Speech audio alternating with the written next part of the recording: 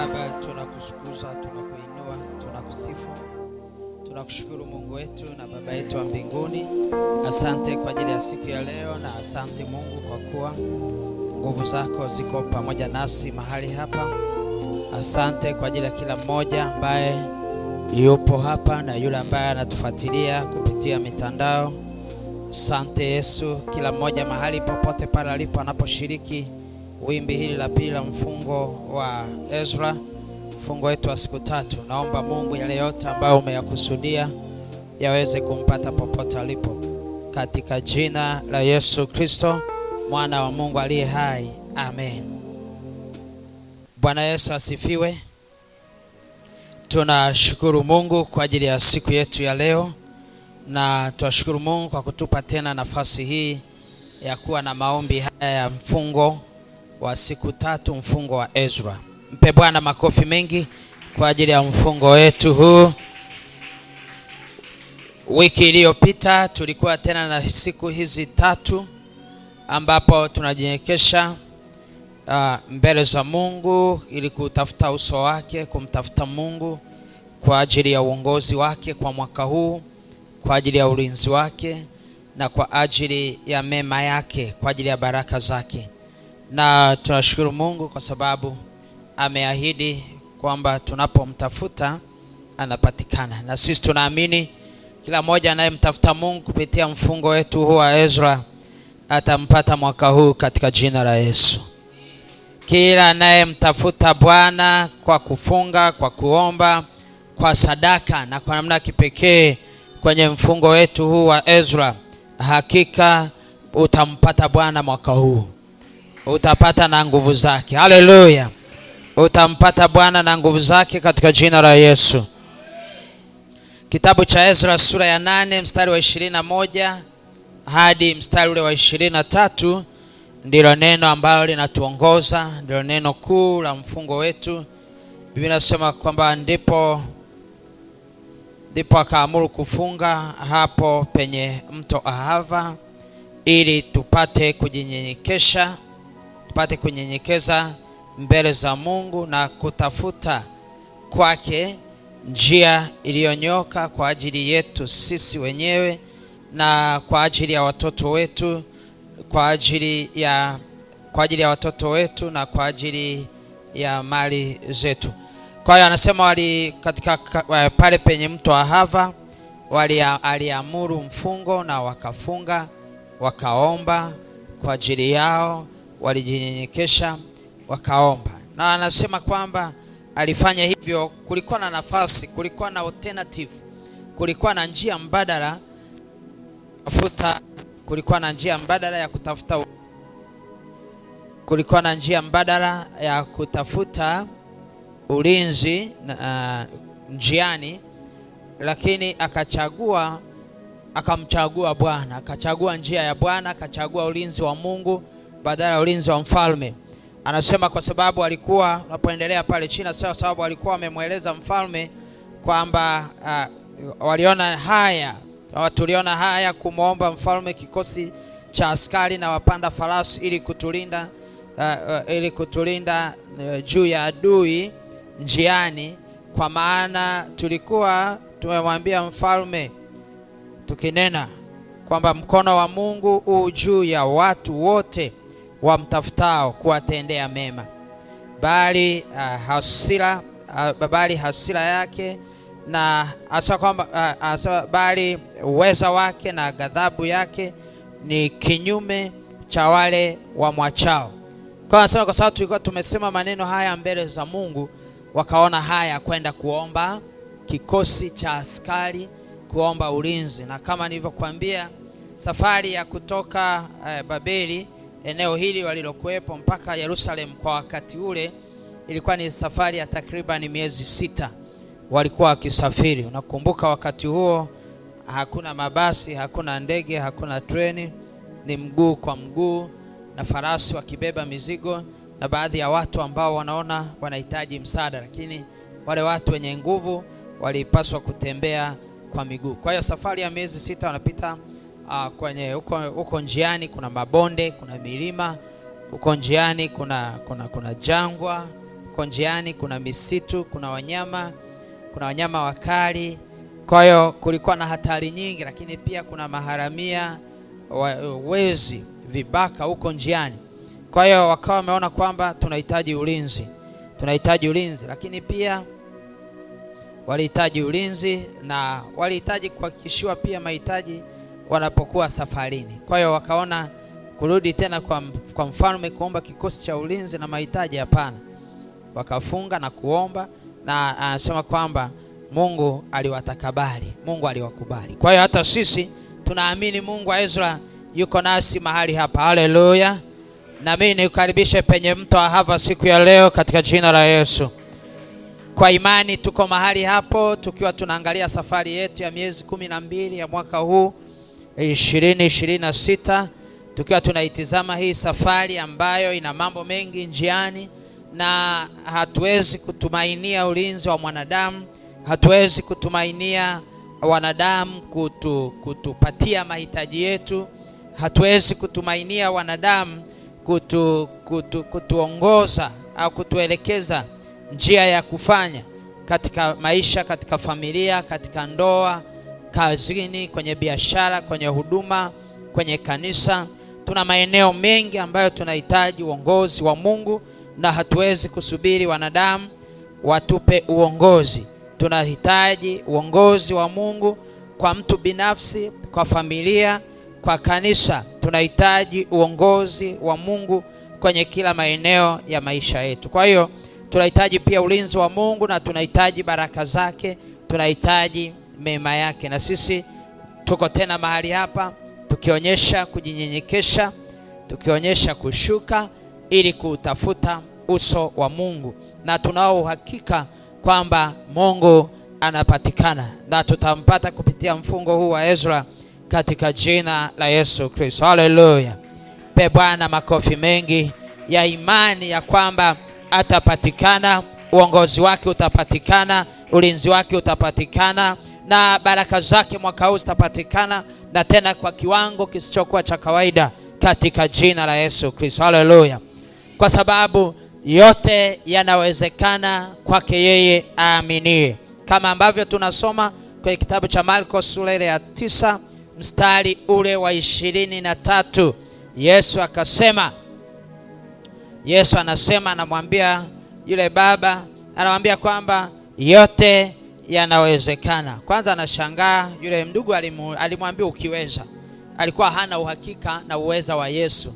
Kwa hiyo yule ndugu aliyekuwa na shida ya mtoto wake anaumwa, alipomfikisha kwa Yesu, Yesu alipofika pale akauliza kuna nini, akamwambia ukiweza, mtoto huyu ana shida hii na hii na hii. Sasa ukiweza, Yesu akamwambia ukiweza, akamwambia yote yanawezekana kwake yeye aaminie. Akamwambia kwamba kwa upande wangu hauna shida, shida iko kwa upande wako. Haleluya. Kwa hiyo kwa upande wa Yesu hata sasa hakuna shida yoyote, kuna uwezo. Haleluya. Na sisi kwetu ni kuamini. Kama tunaweza kuamini, basi ule uwezo wa Yesu utakuja kwetu na utatenda kazi. Sasa leo tunaanza na ombi letu la kwanza hapa penye mto Ahava. Haleluya. Hapa ambapo tumekusanyika sisi watu wa Mungu, na wewe ambaye unatufuatilia kupitia mitandao, popote pale ulipo, tuko pamoja. Haya yote ambayo tunayazungumza, tunayasema, tunayaomba, tuko pamoja, na Mungu aliye nasi mahali hapa yuko nawe mahali ulipo, na yale yote atakayokuwa anayatenda mahali hapa atayatenda kwako. Connection yako ni imani yako. Bwana Yesu asifiwe. Connection yetu ni imani yetu. Sasa ombi letu la kwanza, tunataka kuomba toba. Hapa hawa ndugu walikuwa wanajinyenyekesha ili kutafuta njia iliyonyoka kwa ajili yao wenyewe na kwa ajili ya watoto wao na kwa ajili ya mali zao. Walikuwa wanajinyenyekesha kutafuta njia iliyonyoka. Sasa nataka tumuombe Mungu toba na rehema, tumuombe msamaha kwamba mara nyingi hatukutembea kwenye njia yake iliyonyoka.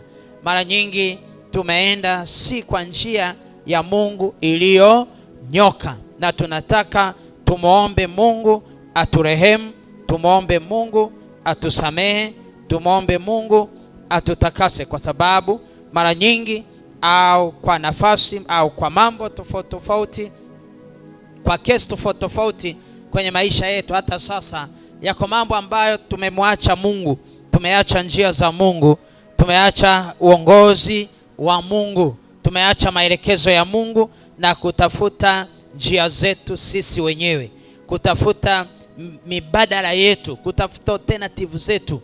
Njia ya Mungu inaonekana, njia ya Mungu imeelezwa, njia ya Mungu imeelekezwa, njia ya Mungu imefundishwa, imefafanuliwa kupitia neno lake, kupitia amri za Mungu, kupitia maagizo ya Mungu, kupitia maelekezo mbalimbali ambayo Mungu ameyaleta kwenye maisha yetu. Na maelekezo yale yanakuja, lakini tunajikuta mara kadhaa tukiacha yale maelekezo na kuchukua maelekezo yetu sisi wenyewe. Hapo ni kuacha njia ya Mungu iliyonyoka na kuchagua njia yako. Inawezekana njia yako mwenyewe ukaona ina manufaa au ina unafuu au ina faida au ina utamu au inaleta hera au inaleta raha au inaleta any gain.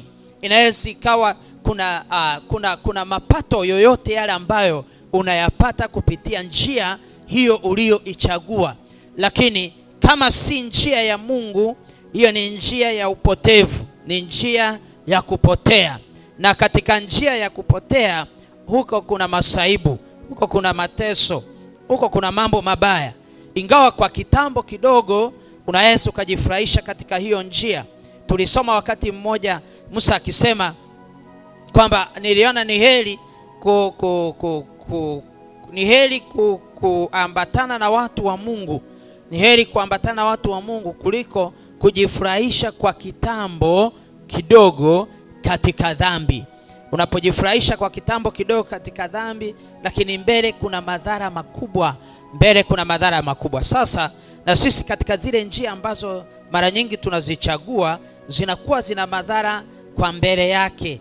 Ingawa kwa sasa zinaweza zikawa na some gain, zinaweza zikawa na mapato fulani, lakini mapato ya dhambi siku zote, hata kama ni matamu wakati wa kuyatafuna yakiwa mdomoni, yatakapoingia tumboni ni uchungu, ni uchungu.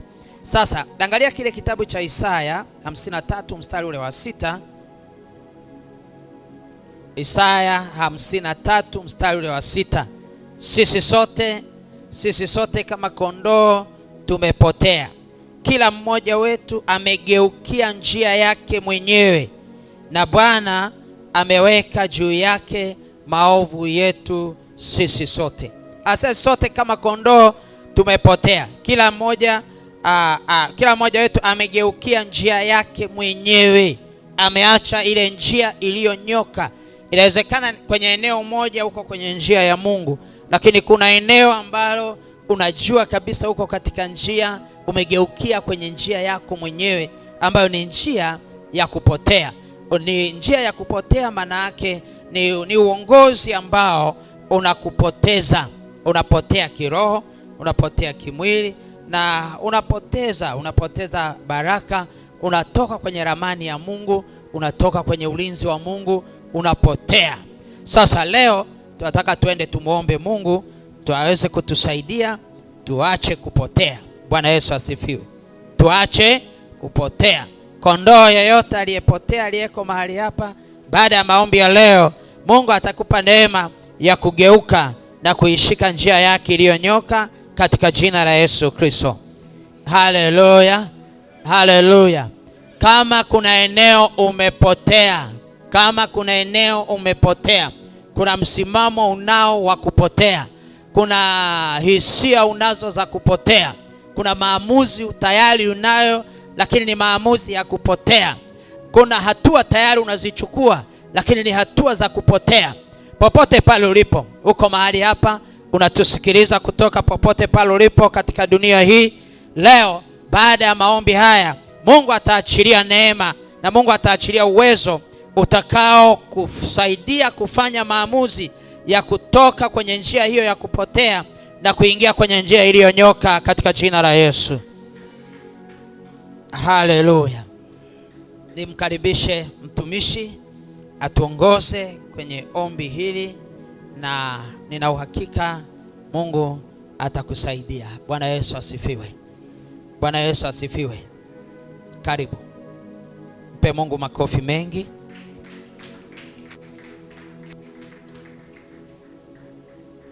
Bwana Yesu asifiwe. Basi tunamshukuru Mungu. Asante sana mchungaji kwa ufafanuzi mzuri sana. Neno la Mungu kwenye Isaya ile 53 ule mstari wa 6. Isaya ile 53 ule mstari wa 6. Pia tutasoma Nyakati wa Pili 7:14. Tutasoma pia Nyakati wa Pili 7:14. Isaya 53:6, neno la Mungu linasema, sisi sote kama kondoo tumepotea, kila mmoja wetu amegeukia njia yake mwenyewe, na Bwana ameweka juu yake maovu yetu sisi sote. Tutasoma na Nyakati wa Pili ile sura ya 7 na ule mstari wa 14. Neno la Mungu linasema, ikiwa watu wangu walioitwa kwa jina langu watajinyenyekesha na kuomba na kunitafuta uso na kuziacha njia zao mbaya, basi nitasikia toka mbinguni na kuwasamehe dhambi yao na kuiponya nchi yao. Lengo la kwenda mbele za Mungu ni kujinyenyekeza. Pale mahali ambapo tuliziacha njia za Mungu zilizonyoka na tukageukia njia zetu zenyewe, pale ambapo tuliweka kiburi mbele, pale ambapo tuliweka hasira mahali pale ambapo hata hapatakiwa kuwa na hasira, pale ambapo ulimchukia mwenzako bila sababu, pale ambapo uliona wivu, pale ambapo uliweka hila ndani yako, tunakwenda kumuomba Mungu. Mungu aachilie rehema zake na huruma zake, ili maombi ya Ezra yasitupite. Kila mmoja aweze kupata kile ambacho Mungu amekikusudia. Kila mmoja aweze kupata zile baraka ambazo Mungu amezikusudia kwenye maisha yetu kupitia maombi haya ya Ezra. Kwa hiyo tunaenda kumuomba Mungu, huruma zake na rehema zake ziwe juu yetu. Unapoomba msamaha mbele za Mungu, pita kwenye maisha yako, jikague, usinyamaze wakati wa sala. Pita kwenye maisha yako, wewe mwenyewe unajifahamu jinsi ulivyo. Unafahamu ni kitu gani ambacho umegeukia njia ambazo sisizo sawa sawa. Unajua ni pale ambapo ulipoziacha njia za Mungu zilizonyooka na kugeukia njia zetu na kupotea. Pale ambapo unaona kitu chote kimekuwa ni kikwazo kwenye maisha yako na kuzuia zile baraka na ule ustawi wa Mungu kutimia kwenye maisha yako. Ni wakati ambapo sasa tunakwenda mbele za Mungu na kumuomba Mungu aachilie huruma zake na rehema zake kwenye maisha yetu. Atusamee, atutakase, atuoshe na atufanye kuwa safi, ili yaliyo mapenzi yake, yaliyo makusudi yake na yaweze kutimizwa kwenye maisha yetu na familia zetu, na ili tuweze kuwa salama. Amina. Basi tutaimba wimbo huu kwa kifupi kabisa ambao utatupeleka kwenye toba. Tusimame. Damu ya Yesu inanena mema, damu ya Yesu inanena mema, damu ya Mwokozi Yesu inanena mema,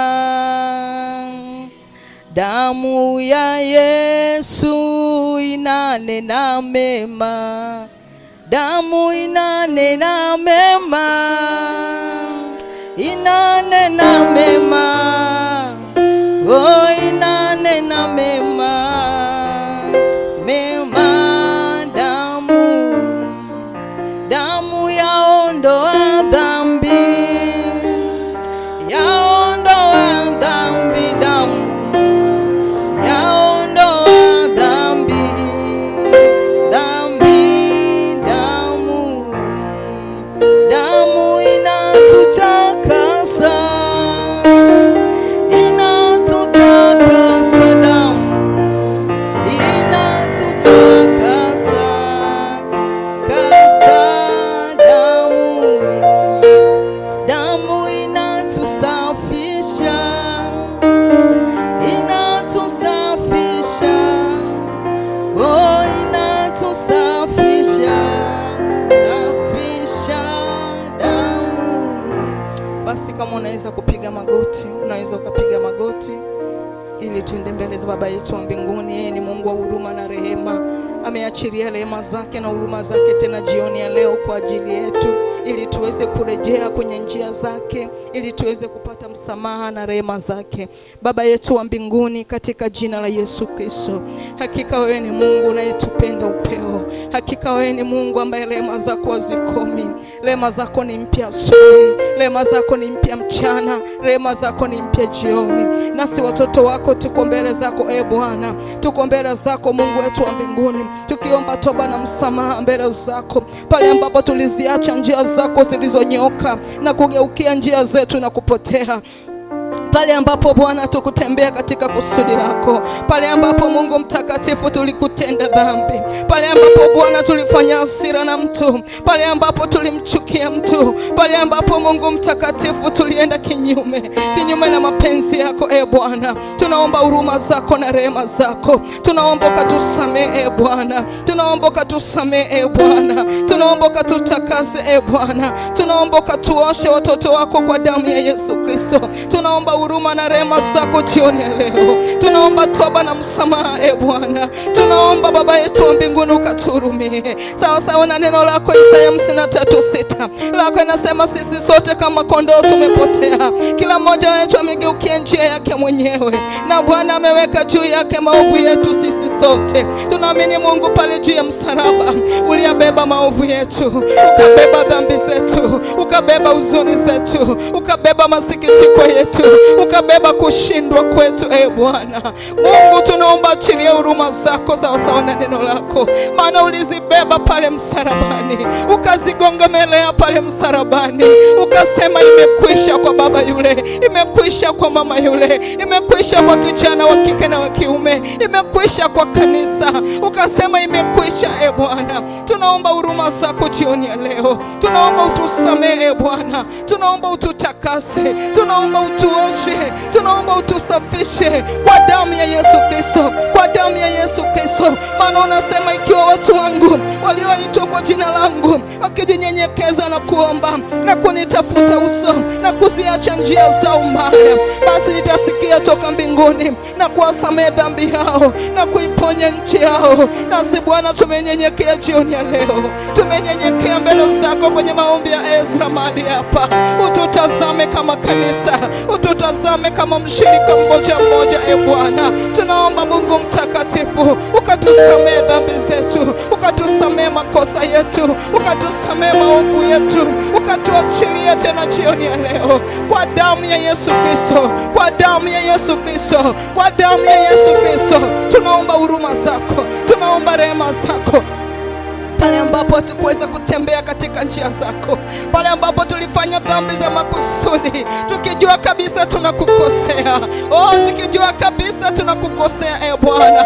Mungu tunaomba utuhurumie. Baba tunaomba utuhurumie. Yesu tunaomba utuhurumie. Achilia damu yako ya thamani, achilia damu yako iliyomwagika pale Kalvari kwa ajili yetu Bwana. Ipite kwenye maisha yetu, ipite kwenye nafsi zetu, ipite kwenye mioyo yetu, ipite kwenye fahamu zetu, ipite kwenye akili zetu, ipite kwenye miili yetu, ipite kwenye vinywa vyetu. Damu ya Yesu Kristo, damu ya ukombozi, damu ya Kalvari, damu yenye nguvu na uweza, ikatutakase, ikatusafishe, ikatuoshe Bwana, ikatuoshe Bwana, ikatuoshe Bwana. Ikiwa lipokosa, ikiwa yapo maovu, ikiwa zipo dhambi ambazo zimesimama mbele yetu na kutuzuia kufika kwenye hatima zetu, na kutuzuia kufika kwenye kusudi lako, na kutuzuia kusonga mbele, na kutuzuia kutumikia Bwana kwa utakatifu na ukamilifu ambao umekusudia. Mungu tunaomba achilia damu ya Yesu Kristo, achilia damu ya mwana kondoo, achilia damu ya Yesu ikatutakase, achilia damu ya Yesu ikatusafishe, achilia damu ya Yesu Kristo Bwana ikatuondolee dhambi, ikatuondolee hayo makosa, ikatuondolee hayo maovu, ukatusafishe tena, ukatusafishe tena. Tufae mbele zako, tufae kwa ajili ya kazi yako, tufae kwa ajili ya utumishi ambao umeweka mbele yetu. Tufae Bwana, tufae Bwana, tufae Bwana, tufae Bwana. Ripo shantarabo, ribobo shantarebosa, yandarabosai, rimo santarabo, rimo santarabo, riterebosa, yandarabosika, yandarabobosi, achilia msamaha. Bwana achilia msamaha. Bwana achilia msamaha. Bwana achilia msamaha. Bwana achilia msamaha. Bwana achilia msamaha wako kwenye maisha yetu. Bwana achilia msamaha wako Bwana. Achilia msamaha Bwana. Achilia rehema zako. Tunaomba msamaha ili tuweze kutembea na wewe, ili tuweze kukutumikia Bwana. Tunaomba Mungu, achilia msamaha. Utupe kibali tena, utupe nafasi tena ya kuendelea mbele, utupe nafasi tena ya kukutumikia kwa utakatifu na ukamilifu ambao umeukusudia Bwana, ambao umeukusudia Bwana. Achilia rehema zako kwa vijana wa kike na wa kiume. Achilia rehema zako kwa baba na mama wa kanisa hili. Achilia rehema zako kwa watoto. Achilia rehema zako kwa wazee. Achilia rehema zako kwa wachungaji wetu. Achilia rehema zako Bwana kwenye idara mbalimbali ndani ya kanisa letu. Tunaomba utuhurumie Bwana. Tunaomba utuhurumie Bwana. Tunaomba utuhurumie Bwana. Pale tulipoziacha njia zako, pale tulipoziacha njia zilizonyoka na kugeukia njia zetu na kutembea katika uovu na kuchafua mavazi yetu na kuyafanya yasing'ae mbele zako na kuchafua mavazi yetu Bwana, tunaomba utuhurumie. Tunaomba utusafishe Bwana. Yatesete ribo sata yaketebosa ribo senterebo yandarebosika yatepokatasa ribo setekete ribo setetesa ribo senterebo yandarebosai yamamosa terebo ripa takasa rindarebobosa rimo santarebosika ripo sekerebosa. Tuoshe jioni ya leo, tuoshe jioni ya leo, tuoshe jioni ya leo. Ikiwa yako mashtaka ya adui ambao amekuwa akiyaleta mbele zako na kutushtaki mchana na usiku, Mungu tunaomba, peleka damu ya Yesu, peleka damu ya Yesu ikafute au mashtaka yake, ikafute au mashtaka yake Bwana. Maana adui yetu shetani ni mshtaki ambaye anatushtaki mbele zako mchana na usiku. Mchana na usiku anatushtaki Bwana, anazuia maombi yetu, anazuia baraka zetu kwa mashtaka ambayo anayaleta mbele zako. Nasi Mungu tunaomba damu ya mwana kondoo, damu ya mwana kondoo, damu ya msalaba, damu ya Yesu Kristo ipite kwenye mashtaka, ikafute hizo hati, ikafute hizo hati, ikafute hizo hati za kutushtaki, ikazifute kwa damu ya Yesu, kwa damu ya Yesu, kwa damu ya Yesu, kwa damu ya Yesu. Bwana ukafute, Bwana ukafute, Bwana ukafute, Bwana ukafute, ukatuondolee hizo hatia, ukatuondolee zile hatia Bwana ambazo watoto wako tunatembea nazo, wanatembea na hatia ndani ya mioyo yao. Adui amekuwa akizuia hata kuomba, akizuia hata kusoma neno, akileta mashtaka ndani ya mioyo yetu. Bwana ukaondoa hizo hati za mashtaka. Yandarebosa ripo shandarebo ribo senterebo yamo sakarebo ribo santarebo sika yandarebo kuriabo saka yamo senterebo katasa ribo santarebo rindarebobosa. Kwa ajili ya kanisa lako, achilia rehema zako kwa ajili ya kanisa Bwana, kwa ajili ya kanisa Bwana ulilolinunua kwa damu yako, ulilolinunua kwa damu ya gharama, ulilolinunua kwa damu ya thamani.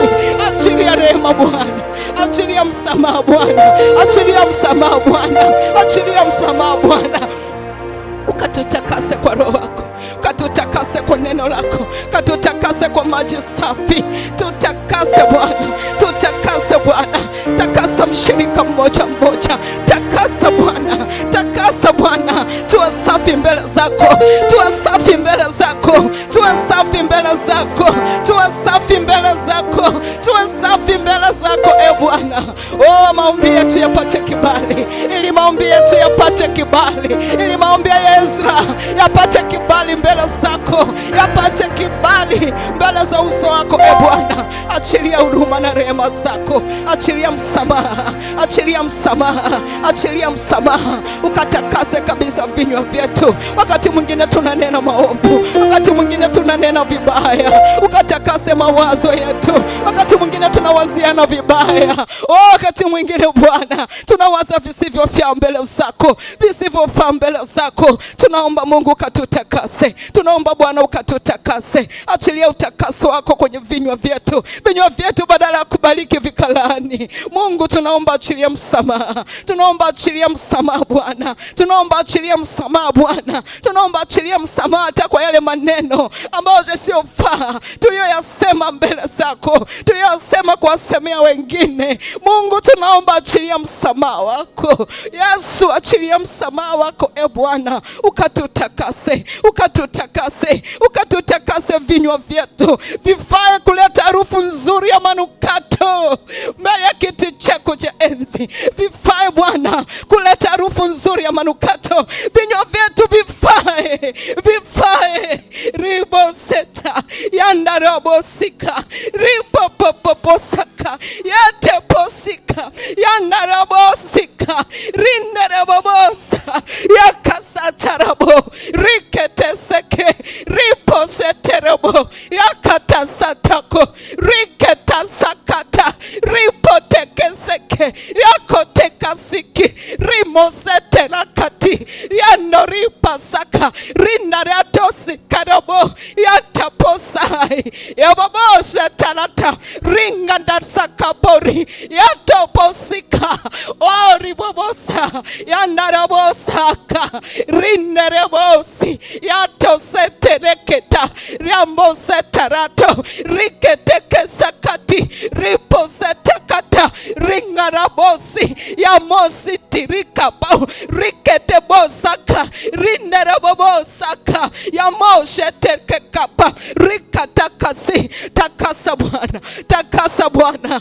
takasa Bwana, takasa Bwana. Mawazo yetu takasa, mawazo ya mioyo yetu takasa, takasa. Pale tulipoanza kwa upumbavu, pale tulipoanza kwa upumbavu, takasa Yesu, takasa Yesu, takasa Yesu, takasa Yesu, takasa Yesu, takasa Yesu, takasa Yesu, kwa damu yako, kwa damu yako, kwa damu yako, kwa damu yako, kwa damu yako. Jioni ya leo ikawe ni ile jioni ya kusamehewa dhambi, ya kuachiliwa. Rimosete yandarabosika, yateposaka, ripapatasi, yandarabokuriabosa, yandarabobosika, rikatekese, yandoripasi, rikandarabosa, rikatakasa, yandarabosika, yandarebosaka. Unasema miili yenu ni hekalu, miili yenu ni hekalu, miili yenu ni hekalu. Yandareposeteketakasa, ribobobobobobosi, yandaretese, yatopori narasi, imamo senterabo, yandarabosa, yikatamorikasi, yandarabobosi terebo, yakamborikanda, ribobosantarakosika. Takasa Bwana. Usikumbuke, usikumbuke Bwana, usikumbuke, usikumbuke Yesu. Rimo santarebosa. Usikumbuke Bwana, usikumbuke makosa yetu, usikumbuke maovu yetu, usikumbuke dhambi zetu. Yesu usikumbuke, Yesu usikumbuke. Unasema kama ilivyo mbali mashariki na magharibi, kama ilivyo mbali mashariki na magharibi, ndivyo unavyozitupilia mbali, ndivyo unavyozitupilia mbali, ndivyo unavyozitupilia mbali. Nasi tunaamini jioni ya leo umezitupilia mbali, umetupilia mbali makosa, umetupilia mbali dhambi, umetupilia mbali maovu yetu. Bwana, yatasaito, ribobosai, riboshandarabosaka, yataposaika, rikaterebosa, yandarabokuria, riboshandarabosika, yandarabosika, rikenderebosaka, yandarabokuria bosika. Kwa ajili ya jina lako utusamehe, kwa ajili ya jina lako ututakase, kwa ajili ya jina lako uturumie Bwana, kwa ajili ya jina lako utufanye kwa upya, kwa ajili ya jina lako utupe hatua nyingine,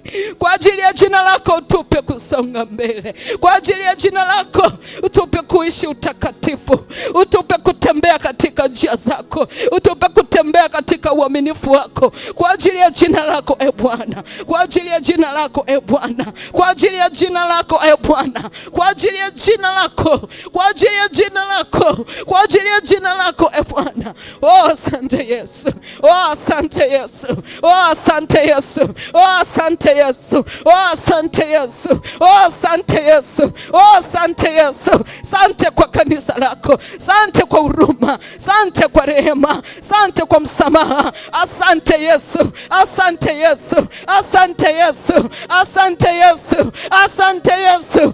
Asante Yesu kwa ajili ya kazi nzuri ya msalaba, kwa ajili ya kazi nzuri ya Kalvari, kwa ajili ya kazi nzuri ulioifanya Bwana. Tunakushukuru, tunakushukuru, tunakushukuru, tunakushukuru Bwana. Tunasema asante, tunasema asante. Asante kwa ajili ya huruma na rehema zako, katika jina la Yesu Kristo tumemwomba Mungu wetu msamaha.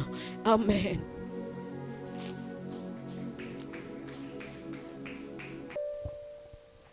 Mpe Mungu makofi ya shukrani kwa msamaha wake. Haleluya.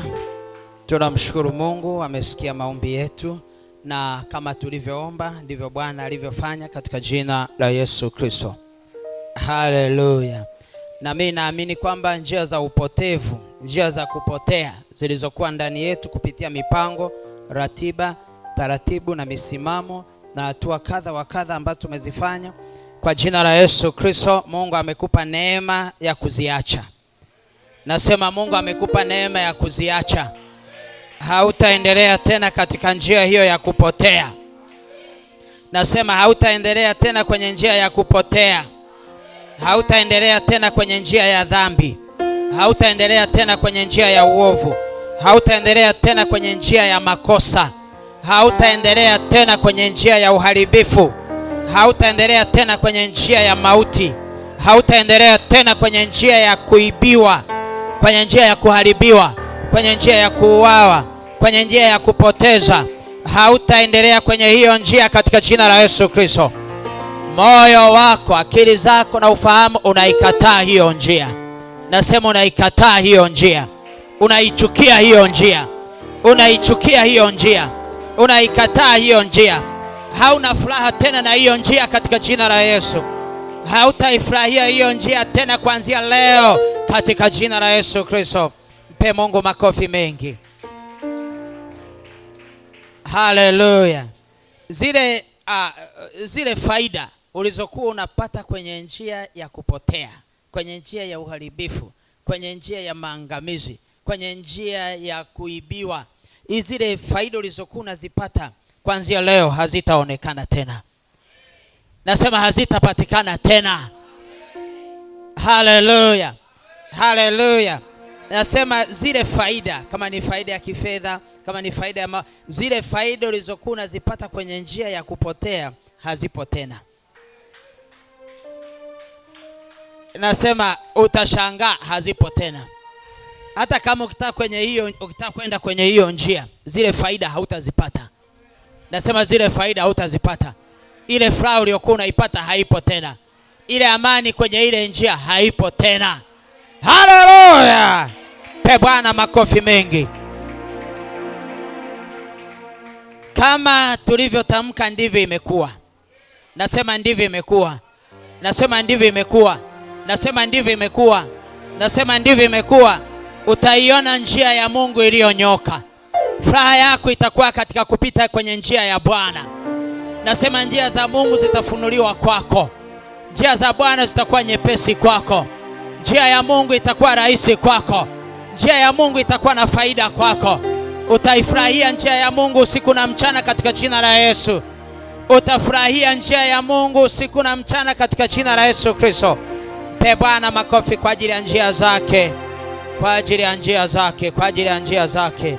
Utazijua njia zake. Biblia inasema Musa alizijua njia za Mungu. Unapozijua njia za Mungu, hakuna namna unavyoweza ukamwacha Bwana. Haleluya. Na Mungu amefanya hilo jambo kwako. Ombi letu la pili, tunamwomba Mungu afungue kila kifungo afungue kila kifungo kilichoko kwako kwenye maisha yako, ambacho kila kifungo cha uovu akufungue kutoka kwenye vifungo vyote vya uovu, ambavyo kwa hivyo vifungo hakuna namna utakavyoipita njia ya Bwana, hakuna namna utakavyopata ulinzi wa Mungu. Kuna vifungo viko kwenye maisha yako vinavyozuia favor za Mungu, vinazuia njia za Mungu kupitika kwa sababu ya vile vifungo. Kuna vifungo viko kwenye maisha ya mtu na vinazuia furaha ya Mungu kuingia ndani yake, vinazuia amani ya Mungu. Kuna vifungo viko ndani ya mtu ambavyo vile vifungo vinazuia wepesi wa njia ya Mungu, vinasababisha usione njia ya Mungu, usione mipango ya Mungu, usione taratibu za Mungu, usione mafanikio ya Mungu. Kuna vifungo viko ndani ya nafsi ya mtu ambavyo kwa vile vifungo vya uovu vinazuia uongozi wa Mungu. Mungu anataka kukuongoza, lakini kile kifungo kinazuia. Mungu anataka kukubariki, lakini kile kifungo kinazuia. Kuna vifungo vya aina hiyo kwenye maisha ya mtu fulani. Haleluya, haleluya, haleluya. Na tunaenda kumwomba Mungu kwamba vifungo vya aina hiyo vilivyopo kwenye maisha viko ndani yangu, viko ndani yako, popote hicho kifungo kilipo ambacho kinazuia uongozi wa Mungu, kinazuia baraka za Mungu, mema ya Mungu, kinazuia ulinzi wa Mungu, hicho kifungo leo hakitabaki. Haleluya. Nasema utafunguliwa leo katika jina la Yesu Kristo. Mpe Bwana makofi mengi kwa ajili ya vifungo vya aina hiyo. Vifungo vya aina hiyo. Kuna vifungo vingine vimetengeneza tabia, vimetengeneza misimamo, vimetengeneza maelekeo. Kuna vifungo vingine ndani ni vifungo vya uovu, lakini vimetengeneza ratiba. Kuna vifungo vya uovu ndani ya mtu vimetengeneza misimamo, kwa hiyo itakuwa ni misimamo ya uovu, zitakuwa ni ratiba za kiovu. Na kuna vifungo viko ndani, ni vifungo vya nafsi, ni vifungo vya uovu, vimetengenezea mtu fulani moyo wa kutokuamini. Kama Mungu fulani hawezi kuyaamini kwa sababu ya kile kifungo. Leo hiyo vifungo vitakuachia. Haleluya. Kwa ajili ya yale aliyoyakusudia mwaka huu, mwaka 2026, yale aliyoyakusudia, akiona hichi kifungo hiki kitazuia jambo fulani, kitazuia baraka fulani, kitazuia ulinzi fulani, kitazuia mema, kitazuia hivyo vyote, Mungu atahakisha leo vinafunguliwa na unaondoka hapo ukiwa huru katika jina la Yesu Kristo. Haleluya, haleluya, haleluya. Uko tayari ufunguliwe kwenye hicho kifungo cha uovu? Inawezekana ni kifungo cha kifamilia, yani hicho kifungo ni kifungo ambacho kiko kwenye familia, ni kifungo ambacho kiko kwenye ukoo. Inawezekana ni kifungo cha uovu kiko ndani yako, lakini kifungo cha kieneo. Yani umefungwa kwa sababu ya eneo uliopo, umefungwa kwa sababu ya eneo uliopo. Kwa hiyo haijalishi sababu ya hicho kifungo au chanzo cha hicho kifungo cha uovu ambacho kiko ndani yako, leo baada ya maombi haya utaondoka ukiwa huru katika jina la Yesu Kristo. Nasema utaondoka ukiwa huru katika jina la Yesu Kristo. Hivyo vifungo vya uovu, vifungo vya dhambi, vifungo vya makosa namna yoyote vimekutesa, leo Mungu atakuachilia huru kupitia maombi haya katika jina la Yesu Kristo. Kama unaamini sema amen. Nimkaribishe mtumishi atakayetuongoza kwenye ombi hilo. Karibu, piga makofi kwa Mungu.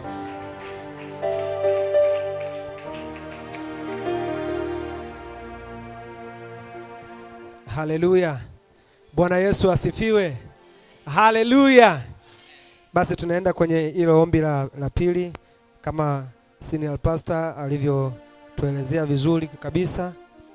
Tunaenda kusoma kwenye kile kitabu cha Isaya sura ya 58 ule mstari wa 6. Isaya sura ya 58. Isaya sura ya 58. Isaya sura ya 58 mstari wa 6. Haleluya. Tumeshafika wote. Biblia inasema hivi, mambo mengine hayawezekani ila kwa kufunga na kuomba. Haleluya. Na sisi tuna siku 3 mahali hapa, tumefunga na tunaomba kwa jina la Yesu, na Mungu atafanya kazi kwenye maombi yetu. Haleluya. Isaya sura ya 58 ule mstari wa 6. Neno la Mungu linasema, je, saumu niliyoichagua sio ya namna hii? Kufungua vifungo vya uovu, kuzilegeza kamba za nila, kuwaacha huru walioonewa, na kwamba kuvunja kila nila. Bwana Yesu asifiwe sana. Anasema saumu niliyoichagua, maana yake funga aliyoichagua ndio hii. Sisi tumefunga siku ya leo, tuko mahali hapa na tunaenda kumuomba Mungu atufungue kwenye kila aina ya vifungo. Wako watu wamefungwa kibiashara, wako watu wamefungwa kikazi, kama mchungaji alivyotuelezea mahali hapa vizuri kabisa, akatuelezea. Kwa hiyo tunaenda kumuomba Mungu, tunaenda kuvunja kila aina ya nila za uovu, nila za uovu kwenye maisha yetu. Maisha ulionayo ni kwa sababu viko vifungo kwenye maisha yako. Haleluya! Maisha ulionayo sasa ni kwa sababu kuna vifungo, aidha vya kifamilia, aidha mizimu, aidha uchawi, aidha uganga, wamekufunga. Kwa tunapoenda mbele za Mungu kwa ajili ya kumwomba Mungu, tukimwambia Mungu tunaomba ukavunje kila aina ya vifungo tulivyofungwa kwenye maisha yetu. Haleluya! Bwana Yesu asifiwe sana. Embu unaweza ukaamka kwa ujasiri kabisa, tukaenda kumuomba Mungu jioni ya leo na siku ya leo nzuri kabisa ambayo Bwana ameifanya. Tukamwambie Mungu kila aina ya nila za uovu. Inawezekana kuna dhambi ilikuwa inakunyemelea, inawezekana kulikuwa kuna uovu fulani ulikuwa unakunyemelea, inawezekana kulikuwa kuna roho ya uzinzi ilikuwa inakunyemelea, inawezekana kuna roho ya uchawi ilikuwa inakunyemelea, inawezekana kuna roho ya uganga ilikuwa inakunyemelea, inawezekana kuna roho ya ulevi ilikuwa inakunyemelea. Tunaenda kuivunja siku ya leo katika jina la Yesu. Tunaenda kuvunja kila nguvu za giza kwenye maisha yetu katika jina la Yesu. Amen. Basi tuombe.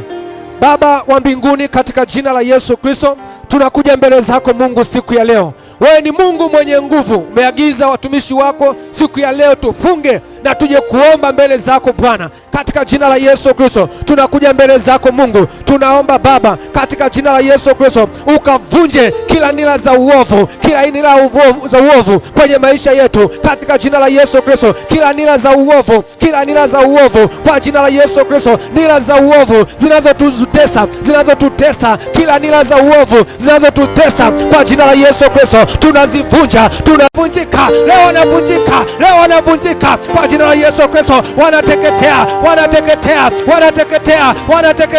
kwa jina la Yesu Kristo. Saumu niliyoichagua sio namna hii kwa jina la Yesu Kristo. Kila aina ya mateso kwa jina la Yesu Kristo. Walioteswa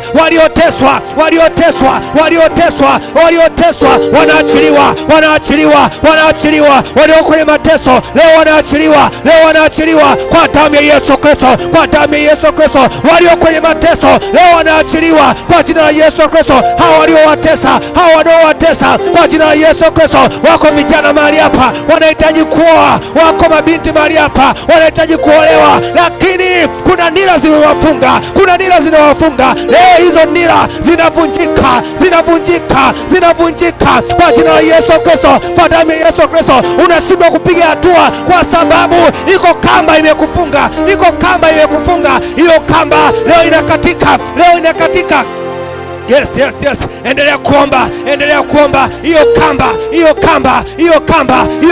kamba ya kuzimu leo inakatika. Unaachiliwa leo. Hiyo kamba inakatika kwa jina la Yesu. Hiyo kamba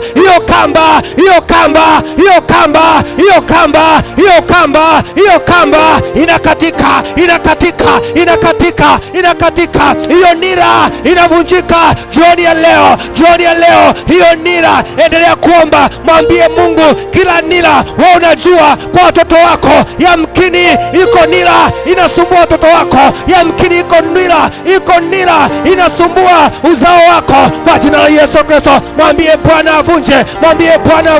Baba wa mbinguni, kwa jina la Yesu Kristo.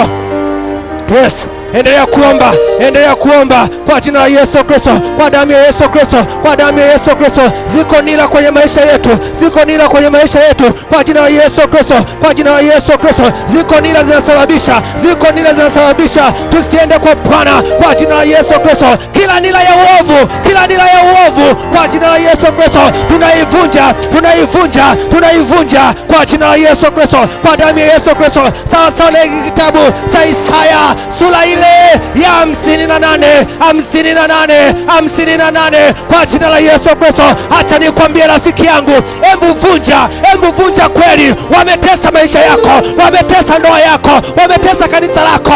Vunja, vunja, vunja, vunja hizo nira, vunja, vunja, vunja hizo kamba, zikate kamba za kuzimu. Kata, kata, kata, kata kwenye miguu, kata kwenye shingo, kata, kata, kata, kata. Walioko baharini wameshika miguu yako, kata. Wameshika wanao, kata, kata, kata, kata kamba, kata kamba. Yes, hizo kamba zinakatika, hizo kamba zinakatika. Riakasaka, riakasaka, riakasaka, riakasaka. Wengine wameshikwa mashimoni, leo wanaachiwa, leo wanaachiwa, leo wanaachiwa, leo wanaachiwa kwa jina la Yesu Kristo. Baba wa mbinguni, leo waachiwe, leo waachiwe, leo waachiwe kwa jina la Yesu, kwa damu ya Yesu. Hiyo nira leo hii inavunjika, inavunjika. Hiyo nira iliyoshika uchumi, hiyo nira iliyoshika biashara yako, kazi yako, leo hii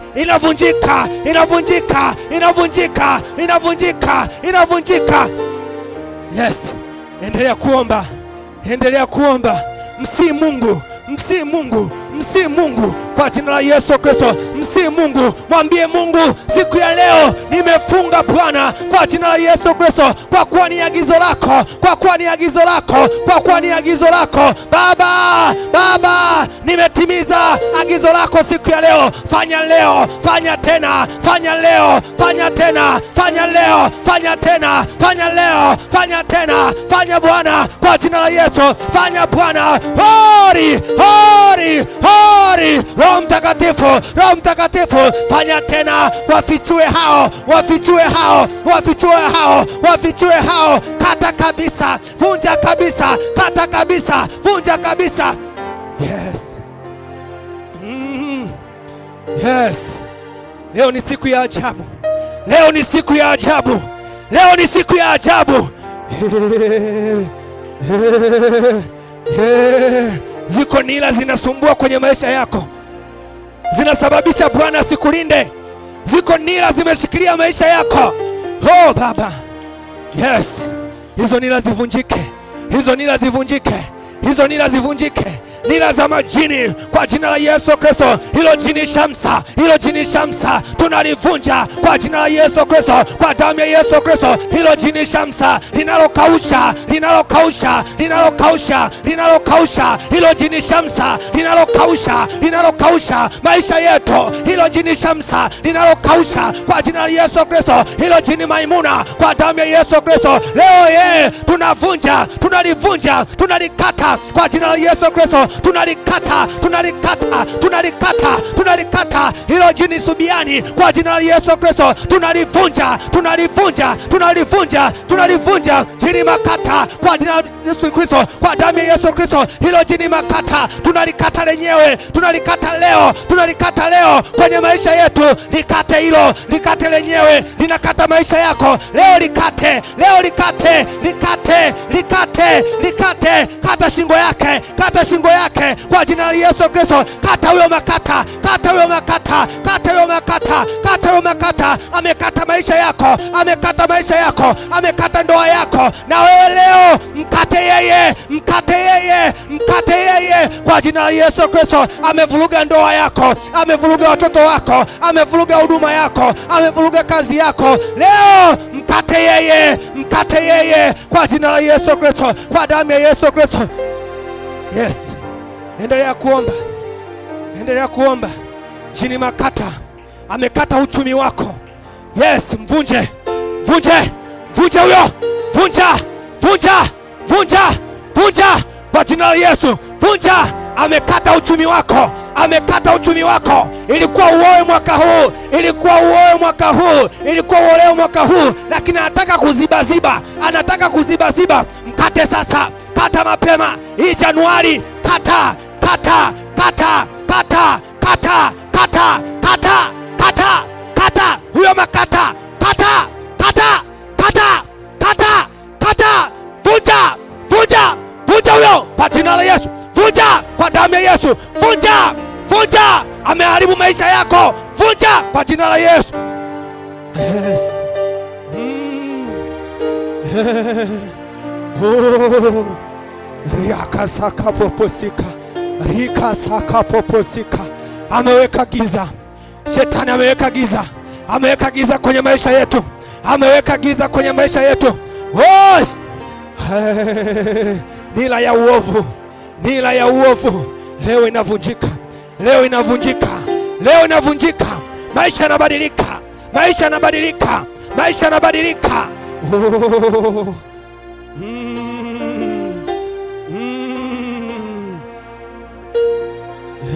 Yes. Yes. Kila kizuizi, kila kizuizi kwa jina la Yesu Kristo, kila kizuizi, kila kizuizi kinavunjika, kinateketea. Kila kizuizi kwenye maisha yako, kila kizuizi kinazuia biashara yako, kinazuia huduma yako, kila kizuizi, kila kizuizi vunja, vunja, sambaratisha. Iko kizuizi, hicho kizuizi kwa jina la Yesu Kristo, kwa damu ya Yesu Kristo, vunja iko kizuizi, upate upenyo, upate upenyo, upate upenyo kwenye huduma yako, upate upenyo. Ondoa kizuizi, hey! Ondoa kizuizi, ondoa kizuizi. Baba wa mbinguni, ondoa vizuizi kwenye maisha yetu, kwenye kanisa letu. Ondoa vizuizi kwa senior pastor, ondoa vizuizi kwa damu ya Yesu Kristo, ondoa vizuizi kwa Pastor Abi, ondoa vizuizi, ondoa vizuizi, ondoa vizuizi kwenye huduma yao, ondoa vizuizi, ondoa vizuizi ndani ya kanisa, kwa wana kanisa, ondoa vizuizi kwa jina la Yesu, kwa jina la Yesu. Kila aina ya kizuizi, kila aina ya kizuizi kwa watoto wa wachungaji, kwa jina la Yesu, kwa damu ya Yesu. Kila aina ya kizuizi,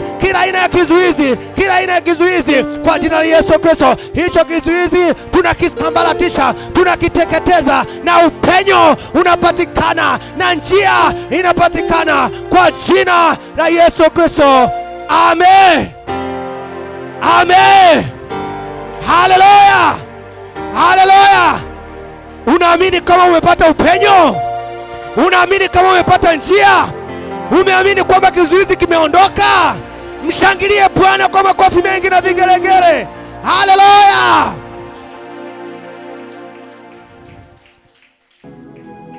Kwa imani yote yanawezekana. Haleluya. Kwa imani yote yanawezekana. Wewe ondoka na imani mahali hapa siku ya leo kwamba hakuna kizuizi tena kwenye maisha yako.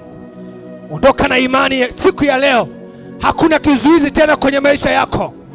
Haleluya. Mshangilie Mungu kwa makofi mengi na vigelegele. Amen. Amen.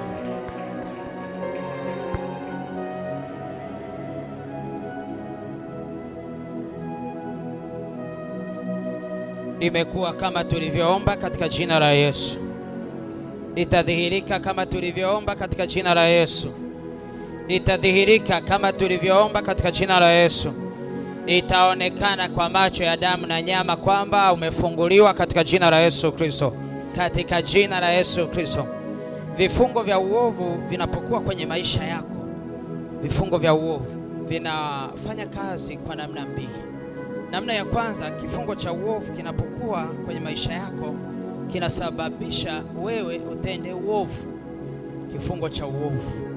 Na namna ya pili, kifungo cha uovu kinafanya kazi kinapokuwa kwenye maisha yako kinasababisha utendewe uovu. Kwa hiyo ni kama upanga unaokata kuwili. Kifungo cha uovu au nira ya uovu inapokuwa kwenye maisha yako inakusababisha utende uovu au utende ubaya au utendewe ubaya. Kwa hiyo tunashukuru Mungu kwamba ameshughulika na hivyo vifungo ambavyo vingezuia baraka zile Mungu amezikusudia kwetu, na ulinzi ule ambao umekusudiwa kwetu, na uongozi ambao Mungu ameukusudia kwetu kwa mwaka huu kwenye kila eneo la maisha yetu katika jina la Yesu. Mpe Yesu makofi mengi ya shukrani. Sasa utapiga hatua. Utapiga hatua. Utapiga hatua kifedha. Utapiga hatua kimapato. Utapiga hatua kibiashara. Utapiga hatua kiroho. Utapiga hatua kimwili. Utapiga hatua katika ngazi ya familia. Utapiga hatua kwenye ngazi ya familia yako. Vile vifungo vya kifamilia vimeondoka sasa, utaona familia ikisogea mbele. Utaona mafanikio ya kifamilia yakionekana. Haleluya!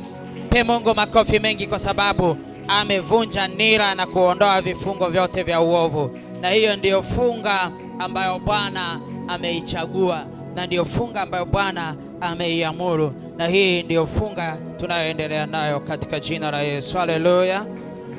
Ombi letu la tatu, tunaomba Mungu atupe uwezo wa kunyenyekea chini ya mkono wake ulio hodari, ili aweze kutukweza, aweze kutuinua. Kuna ngazi fulani ya kuinuliwa ambayo Mungu anayehitaji mwaka huu kwako. Kuna ngazi fulani ya kukwezwa.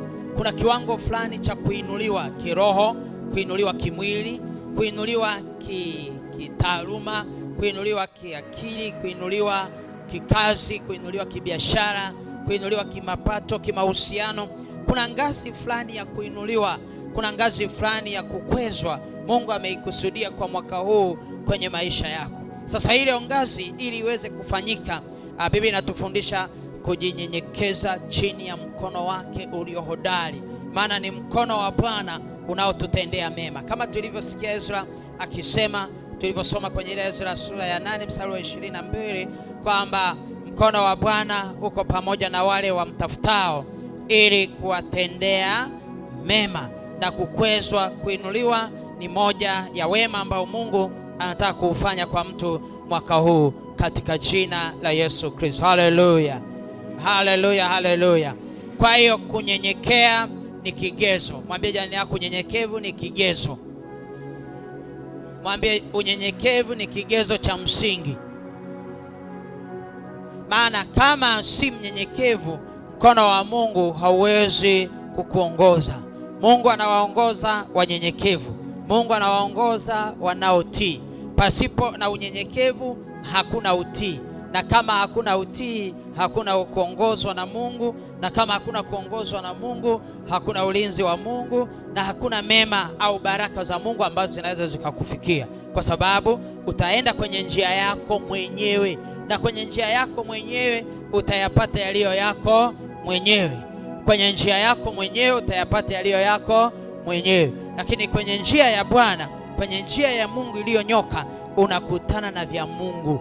Utakutana na kazi ya Mungu, utakutana na biashara ya Mungu, utakutana na faida ya Mungu, utakutana na upendo wa Mungu, utakutana na furaha ya Mungu, utakutana na uzima wa Mungu, utakutana na ulinzi wa Mungu. Kwenye njia ya Mungu kuna provision, kuna yote Mungu anayeweka yale kwenye njia yako. Kwa hiyo kama haujanyenyekea, haujawa kwenye njia ya Mungu. Kwa hiyo tunamwomba Mungu atupe uwezo wa kunyenyekea.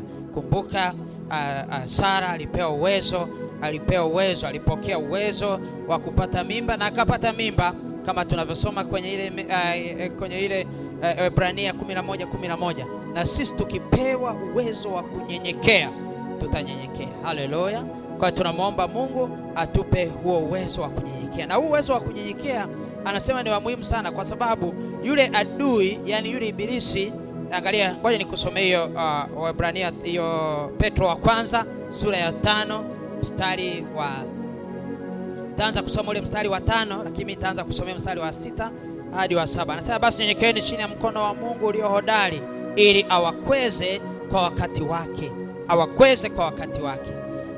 Awakweze kwa wakati wake. Anasema, huku mkimtwika yeye fadhaa zenu zote, kwa maana yeye hujishughulisha sana kwa mambo yenu. Hujishughulisha sana.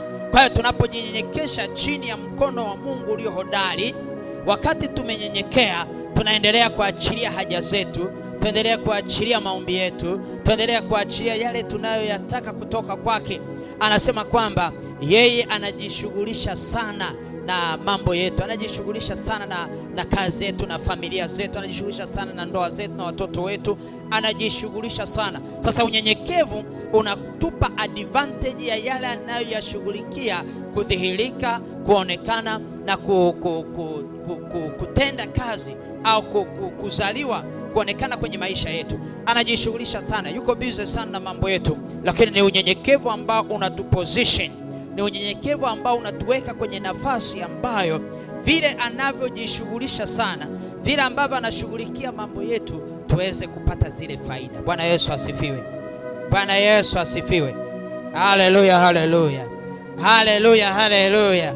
Nimkaribishe mtumishi atakayetuongoza kwenye ombi hili, na ni ombi la msingi sana. Ninaamini baada ya ombi hili kila mmoja atakuwa kwenye position ya kunyenyekea, kwenye position ya kunyenyekea, kwenye position ya kutii, kwenye position ya kutii. Na hivyo mkono wa Bwana ambazo ni nguvu za Mungu, mkono wa Bwana ni uweza wa Mungu, mkono wa Bwana Biblia inasema ulio hodari, ulio na uweza, almighty, ule uweza mkuu sana wa Mungu unaenda kuonekana tunaponyenyekea. Nimkaribishe mtumishi anayetuongoza katika jina la Yesu. Mpe Mungu makofi mengi.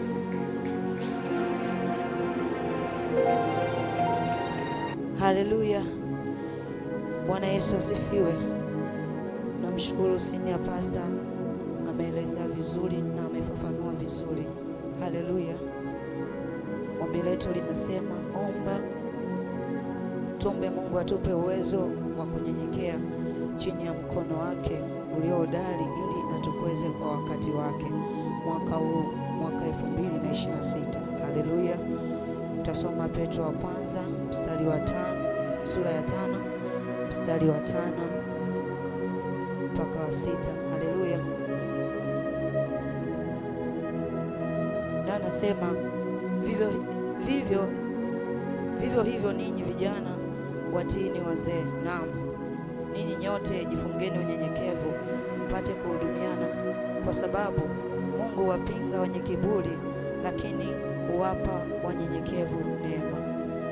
Basi nyenyekeeni chini ya mkono wa Mungu ulio hodari, ili awakweze kwa wakati. Haleluya. Twende tukamwombe Mungu. Ukisoma hii mstari wa 5b nasema, naam, ninyi nyote jifungeni unyenyekevu, mpate kuhudumiana, kwa sababu Mungu wapinga wenye kiburi, lakini huwapa wanyenyekevu neema. Haleluya. Tukihitaji neema katika maisha yetu, tunahitaji kunyenyekea. Haleluya. Tunahitaji kunyenyekea. Hapana mwenye kiburi ambaye alipata neema ya Mungu. Haleluya. Twende mbele za Mungu tukamwambie Mungu atupe uwezo wa kunyenyekea chini ya mkono wake ulio hodari, ili aweze kutukweza kwa wakati, ili aweze kutuinua, ainue huduma zetu, ainue kanisa letu, ainue familia zetu, ainue biashara zetu, ainue watoto wetu hata kielimu, atuinue. Haleluya. Tunahitaji kunyenyekea chini ya mkono wa Mungu ulio hodari, ili atukweze kwa wakati. Hatuwezi kukweza, hatuwezi kuinuliwa pasipokuwa na unyenyekevu. Haleluya. Haleluya. Tumemwomba toba Mungu, tumevunja nila, lakini tuende mbele za Mungu tukamwambie, Baba, tunakuja mbele zako, tunanyenyekea chini ya mkono wako ulio hodari. Tunahitaji utukweze kwa wakati wako, Bwana. Mwaka wa 2026 tunahitaji utukweze kwa wakati wako. Wakati ni mwaka huu 2026. Ziko baraka nyingi ambazo Mungu amekuandalia, yako mafanikio mengi ambayo Mungu amekuandalia, lakini utawezaje kupata, mpendwa, pasipo kunyenyekea chini ya mkono wa Mungu ulio hodari? Mungu anahitaji moyo ulionyenyekea mbele zake. Twende tukamwambie Mungu atupe uwezo wa kuweza kunyenyekea, maana asipotupa uwezo, pasipo neema yake hatutaweza kunyenyekea. Haleluya. Basi twende tusimame, twende tukaombe. Baba, katika jina la Yesu Kristo mwana wa Mungu aliye hai, Yesu Kristo, tunakuja mbele zako Bwana. Mungu, tumepungukiwa na unyenyekevu Bwana. Mungu, tumepungukiwa na unyenyekevu Yesu. Tunashuka mbele zako Bwana, tukinyenyekea mbele zako Mungu, tukinyenyekea mbele zako Bwana. Tunaomba Bwana utuvike unyenyekevu Yesu Kristo, tuvike unyenyekevu Bwana, ili uweze kutukweza kwa wakati wako Mungu. Tunahitaji unyenyekevu Bwana, tupe uwezo wa kunyenyekea Mungu katika mkono wako Bwana, ili utukweze kwa wakati Mfalme Yesu Kristo. Tuvishe unyenyekevu Bwana, tuvishe unyenyekevu Yesu Kristo. Unampenda mtu mwenye moyo ulionyenyekea Bwana, nasi tunakuja mbele zako Yesu Kristo. Tunashuka Bwana, tunashuka chini ya mkono wako, tunashuka Bwana. Tunaomba Mungu tuvishe unyenyekevu Bwana, tuvishe unyenyekevu Bwana, ili tuweze kupiga hatua. Tunahitaji unyenyekevu ili tuweze kufanikiwa, tunahitaji kunyenyekea Bwana. Mungu, tunaomba tuvishe unyenyekevu. Visha kanisa lako unyenyekevu Bwana, visha watumishi wako unyenyekevu Yesu, visha kina mama unyenyekevu Bwana, katika jina la Yesu Kristo. Visha vijana unyenyekevu Yesu Kristo, visha mabinti unyenyekevu Bwana, visha watoto unyenyekevu Yesu. Baba, tunahitaji unyenyekevu Baba, tunahitaji unyenyekevu Bwana. Tupe uwezo wa kunyenyekea mbele zako, tupe uwezo wa kunyenyekea mbele zako. Wakati mwingine tumeshindwa kupokea kwa sababu ya kiburi Bwana, wakati mwingine tumeshindwa kupokea Yesu Kristo. Baba, tuvishe unyenyekevu Bwana. Mungu, tuvishe unyenyekevu Bwana. Visha kanisa lako unyenyekevu, visha kijana ule unyenyekevu Bwana, tuvishe wakina mama unyenyekevu, wavishe wa baba unyenyekevu Bwana. Tukanyenyekea mbele zako, tukanyenyekea chini ya mkono wako uliodari wenye nguvu Bwana, ukatukweze kwa wakati wako Yesu. Baba, wakati mwingine tumekosa baraka Yesu Kristo kwa sababu hatujanyenyekea Bwana. Tunakuja mbele zako jioni ya leo Mungu, tumetambua Bwana tumepungukiwa na unyenyekevu Yesu. Tuvishe unyenyekevu Bwana, vishe kila mmoja unyenyekevu Yesu Kristo, vishe kila mmoja unyenyekevu Bwana. Tukanyenyekee mbele zako katika jina la Yesu Kristo. Achilia uwezo Bwana, achilia uwezo ndani yetu wa kuweza kunyenyekea Bwana, katika jina la Yesu Kristo mwana Mungu. Baba, tunahitaji uwezo, tuvishe uwezo Bwana, tuvishe unyenyekevu Yesu Kristo. Wakati mwingine Mungu tumeshindwa kunyenyekea, hata watumishi ambao umewaweka Yesu. Baba, tunaomba tuvishe unyenyekevu Bwana, ili tuweze kufanikiwa, ili tuweze kuzifikia zile baraka, ili uweze kutuinua Bwana, uinue huduma zetu. Tunahitaji unyenyekevu Yesu Kristo. Wakati mwingine tumeshindwa kusonga mbele kwa sababu Bwana hatujanyenyekea chini ya mkono wako uliodari Mungu, ili ukweze huduma zetu kwa wakati. Yesu Kristo, tunaomba unyenyekevu Baba, tunaomba unyenyekevu. Tumepungukiwa na unyenyekevu Yesu Kristo, achilia hiyo neema Bwana. Wakati mwingine neema tumeshindwa kupata Yesu Kristo, tumeshindwa kufikia neema yako kwa sababu ya kukosa unyenyekevu. Baba, tumetambua jioni ya leo, tumetambua siku ya leo. Usitupite Bwana katika maombi haya Bwana ya mtumishi wako Ezra Bwana, nasi tunajungamanisha Yesu Kristo ndani ya siku hizi zote zinazoendelea Bwana. Mungu, tunahitaji unyenyekevu. Achilia uwezo Bwana, visha unyenyekevu Bwana katika jina la Yesu Kristo. Achilia kunyenyekea Bwana ndani ya kanisa, achilia uwezo wa kunyenyekea ndani ya kanisa Baba, tuvishe unyenyekevu Yesu Kristo. Tunaomba unyenyekevu, achilia unyenyekevu Bwana, tuvishe unyenyekevu Yesu, tukanyenyekea mbele zako Bwana, tukashuke mbele zako Yesu Kristo, ili ukatuinue Bwana kwa wakati Mungu ambao umekusudia. Ukainue Bwana biashara zetu, ukainue ndoa zetu Bwana, ukawainue watoto wetu, ukainue huduma zetu, ukainue kanisa letu Baba, achilia uwezo wa kunyenyekea ndani yetu Baba, tuvishe unyenyekevu Baba. Tunahitaji unyenyekevu, wavishe wakina mama unyenyekevu, wavishe wanawake unyenyekevu, wavishe kina baba unyenyekevu. Baba, tumetambua Yesu, tumetambua jioni ya leo, tumetambua Yesu Kristo Baba. Achilia neema yako Bwana, achilia neema yako. Hatuwezi peke yetu Bwana, hatuwezi kufika pale, hatuwezi kufika kuelekea kusudi ambalo umelikusudia Bwana. Oh Baba, achilia unyenyekevu. Unawapinga wenye kiburi Yesu, unawapinga wenye kiburi, bali unawapa neema wanaonyenyekea mbele zako. Baba, tunahitaji hiyo neema, hatuhitaji kuwa na kiburi katika jina la Yesu Kristo. Na kiburi sio fungu letu kwa jina la Yesu Kristo. Hiyo roho ya kiburi tunaiondoa kwenye maisha yetu kwa mamlaka ya jina la Yesu Kristo. Tunaisambaratisha kwa nguvu za jina la Yesu Kristo. Tunaisambaratisha, haina nafasi, bali tunavaa unyenyekevu Bwana. Tunaomba uwezo wa kunyenyekea, tunaomba uwezo wa kunyenyekea mbele zako.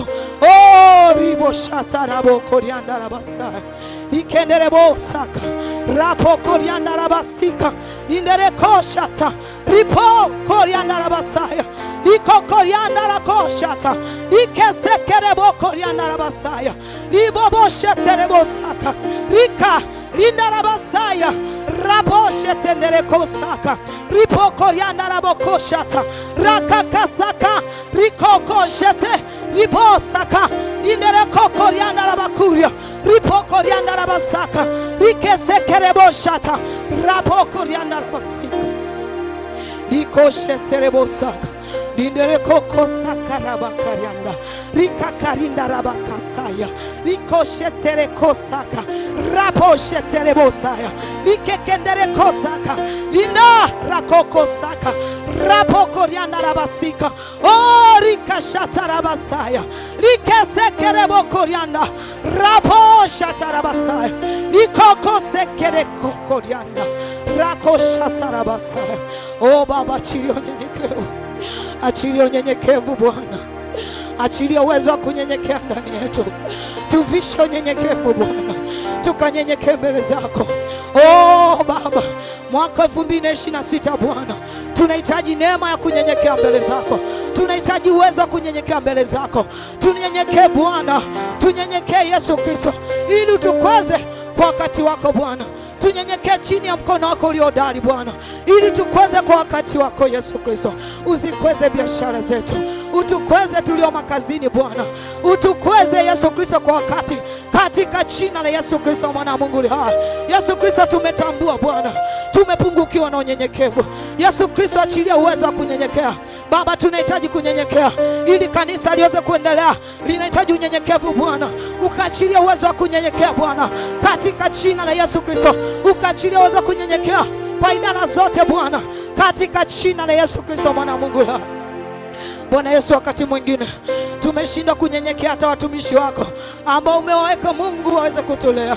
Yesu Kristo, tunaomba Bwana, tumetambua kwamba tunakosea, tumetambua kwamba tunakosea Bwana. Oh Baba, tumetambua kumbe tumepungukiwa na unyenyekevu Yesu Kristo. Baba, achilia neema hiyo Yesu Kristo, achilia uwezo wa kunyenyekea Bwana mbele zako Yesu Kristo, mbele ya mkono wako Mungu uliodari wenye nguvu, katika jina la Yesu Kristo. Baba, achilia unyenyekevu ndani yetu. Tuvishe unyenyekevu Bwana, vishe dada yule unyenyekevu, vishe mama yule Bwana, wavishe wanawake unyenyekevu, wavishe vijana Bwana, wavishe watoto unyenyekevu. Oh Baba, wavishe kina baba unyenyekevu katika jina la Yesu. Wavishe mabinti unyenyekevu Bwana, katika jina la Yesu Kristo mwana wa Mungu.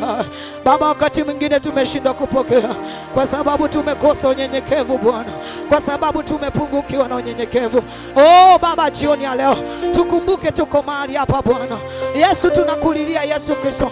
Oh Baba, tumeamuru kufunga Mungu ili kunyenyekea mbele zako Baba. Tunaomba achilia uwezo wa kunyenyekea, tupe kunyenyekea Bwana, tupe kunyenyekea chini ya mkono wako Yesu Kristo. Oh Baba, tusaidie Yesu, saidia kanisa lako Baba, saidia watumishi wako Bwana, tusaidie Yesu Kristo, saidia idara mbalimbali Bwana, katika jina la Yesu Kristo. Oh Baba, tusaidie. Oh, saidia familia zetu Bwana, katika jina la Yesu.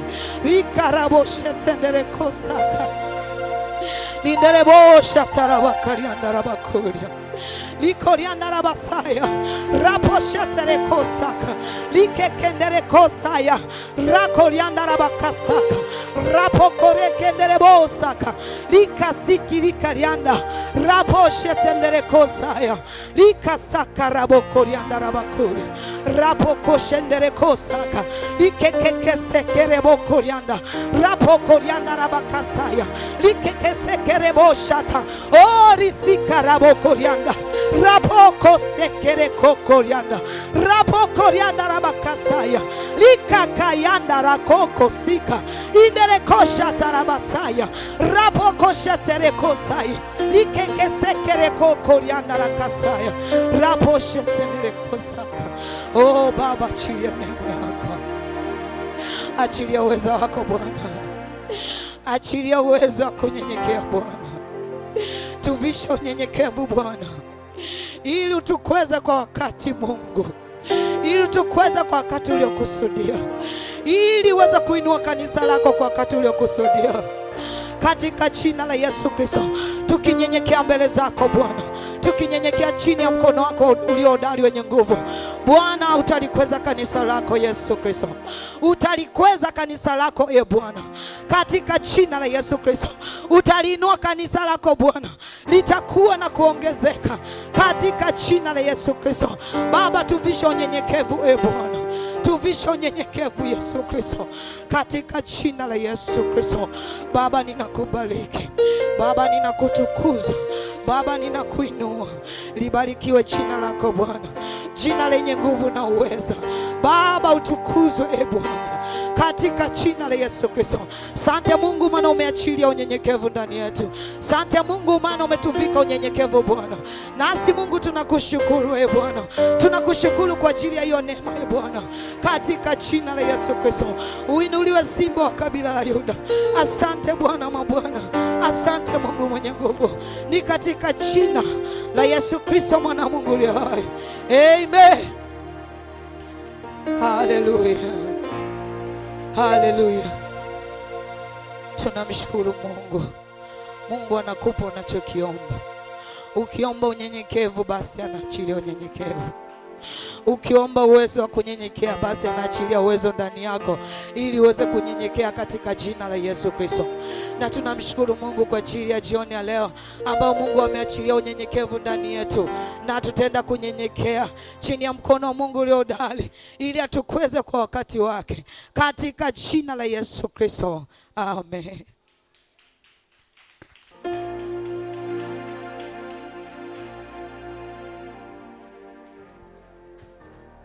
Mshangilie Bwana, piga makofi kwa Bwana. Haleluya, haleluya. Umepokea uweza wa kunyenyekea katika jina la Yesu. Umepokea uweza, umepokea uwezo wa kunyenyekea katika jina la Yesu Kristo. Bwana ameondoa kiburi kilichokuwa ndani yako. Kile kiburi kilichokuchelewesha, kilichokukwamisha kwa muda mrefu, kwa maombi haya Bwana amekiondolea mbali. Bwana amekiondolea mbali. Bwana amekiondolea mbali. Bwana amekuvika neema ya unyenyekevu katika jina la Yesu. Umevikwa neema ya unyenyekevu katika jina la Yesu Kristo. Umevikwa neema ya kunyenyekea katika jina la Yesu Kristo. Sasa utanyenyekea chini ya mkono wa Bwana ulio hodari. Haleluya. Mkono wa Bwana ulio hodari. Neno la Mungu ndio mkono wa Bwana. Haleluya. Maagizo ya Mungu mkono wa Bwana. Haleluya. Jina la Yesu mkono wa Bwana. Haleluya. Mpe Bwana makofi mengi. Mpe Bwana makofi mengi. Mungu anapokuelekeza, Mungu anapokusemesha, Mungu anaposema nawe kwa njia ya neno lake, hapo kuna mkono wake. Haleluya. Hapo pana mkono wake. Kwa hiyo utatii neno la Mungu, utatii maagizo ya Mungu, utanyenyekea. Unaposikia neno la Mungu au maagizo ya Mungu, unanyenyekea, unakuwa tayari kuyafuata, unakuwa tayari kuyazingatia, unakuwa tayari kuyatekeleza, unakuwa tayari kuyasimamia, unakuwa tayari kuyaweka kwenye matendo. Bwana Yesu asifiwe. Umepokea hiyo neema leo katika jina la Yesu. Umepokea hiyo neema leo katika jina la Yesu Kristo. Pe Mungu makofi kwa kuwa umepokea uwezo wa kunyenyekea chini ya mkono wa Mungu ulio hodari, naye atakukweza, atakuinua kwa wakati wake mwaka huu. Haleluya. Yes, kwa wakati wake. Anasema kwenye lugha ya Kiingereza anasemea proper time, wakati ufaao, wakati unaofaa, wakati unaofaa. Na Mungu amekupa mwaka huu wakati unafaa, atakuinua katika jina la Yesu. Haleluya. Sasa tumalizie ombi la mwisho. Ninyi mnaotufuatilia kwa Radio Fungua, Mungu awabariki sana. Endelea kutufuatilia. Tuna ombi la mwisho la kufanya kabla hatujamaliza maombi yetu. Tunaomba ulinzi wa Mungu. Tunaomba ulinzi wa Mungu. Omba Mungu akulinde. Na leo Mungu anaweza kukulinda kwa namna mbalimbali. Mungu ana namna zisizo na idadi za kutulinda. Lakini leo tunamwomba Mungu atulinde kupitia mambo haya. Fungua kitabu cha Mhubiri sura ile ya 7. Kitabu cha Mhubiri sura ya 7. Mhubiri sura ya 7 mstari ule wa 12. Mhubiri sura ya 7 mstari wa 12 anasema, Mhubiri sura ya 7 mstari ule wa 12 anasema, kwa maana hekima ni ulinzi, kama vile fedha ilivyo ulinzi, na ubora wa maarifa ni ya kwamba hekima humhifadhi yeye aliyenayo. Haleluya. Hekima humhifadhi yeye aliyonayo. Hekima ni ulinzi, fedha ni ulinzi. Ukiwa na hekima ni ulinzi. Hekima ni uwezo wa kutumia maarifa ulionayo, maarifa sahihi, uwezo wa kutumia maarifa sahihi na kwa usahihi. Una maarifa juu ya kitu fulani na unayatumia yale maarifa kwa usahihi. Ni uwezo, tunasema kwamba hekima ni kujua nini cha kufanya na kukifanya kwa usahihi. Hekima ni kujua nini cha kufanya na kufanya kwa usahihi. Hekima ni kufanya kwa usahihi. Hekima inadili na usahihi. Kama ni maamuzi, unafanya maamuzi yaliyo sahihi. Kama ni maneno, unafanya maneno yaliyo sahihi. Kama ni hatua, unapiga hatua zilizo sahihi. Kwa hiyo anasema huo ni ulinzi, kwa sababu shida nyingi zinakuja kwa maisha yetu baada ya kufanya makosa. Tunapoamua kimakosa, tunachukua hatua kimakosa. Unafanya makosa kuinvesti. Ulikuwa hautakiwi kuweka mtaji wako mahali fulani, unaweka, unafanya makosa, unapata hasara. Lakini kama unakuwa na hekima ya Mungu, inakuongoza, don't go there, inakuongoza, go there.